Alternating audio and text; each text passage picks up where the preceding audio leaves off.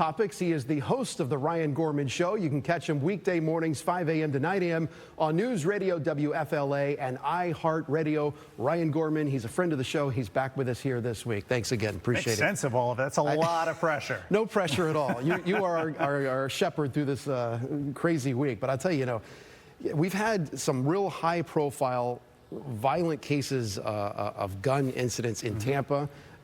The numbers, don't reflect the headlines when it comes to gun violence, or at least the numbers the cops put out. Crime, including gun crime, is down in Tampa.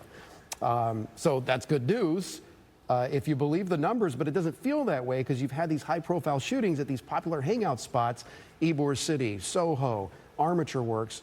What do you think is going on here? Is this gun culture run amok? I think there's a lot of things at play here. Obviously, it's easy access to guns. There's no question about that. But we also have this part of society now where, and I think the internet, social media has added to this, where we're desensitized, especially younger people, and they're very quick to pull the trigger. Yeah. I mean, in Armature Works, that was over like a water bottle. Right, teenagers. Yeah, and a pregnant woman gets shot. And we saw these young people pulling out guns. First of all, they have the guns, and they're pulling them out and shooting in these crowded areas. And we're really lucky that we haven't had an even worse tragedy than we've seen so far with these incidents. State Attorney Susie Lopez was here, and I was asking her, is there something going on different now than there was 10 years ago? And I guess the X factor would be, yeah, I hate to sound like the old guy, social media, but it's true. That's what is it? Yeah, that's the differentiator between that time and what we're dealing with now. And when you have it at places where people go, and you have big crowds like that, there becomes a vibes factor to it. It's not like an isolated shooting here and an isolated shooting there. These are big headlines. All right, another big topic this week, marijuana Amendment 3. The media blitz and the ad campaign launched for pro Amendment 3 for making recreational marijuana legal. That's one side of it. Of course, the other side is going to launch their campaign too.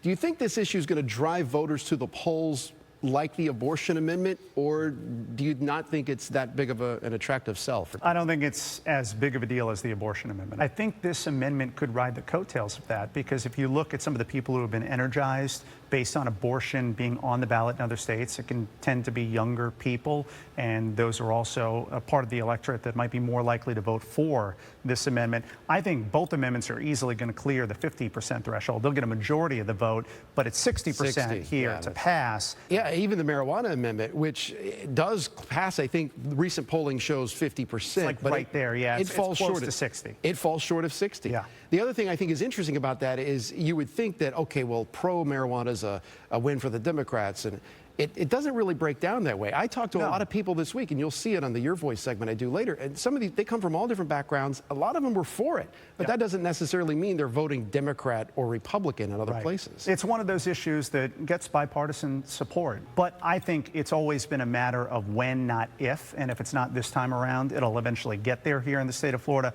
I just don't know that this is the year, but I do think it has a chance to pass. Well, the big news that dropped this week, the debates. We're going to have our debates.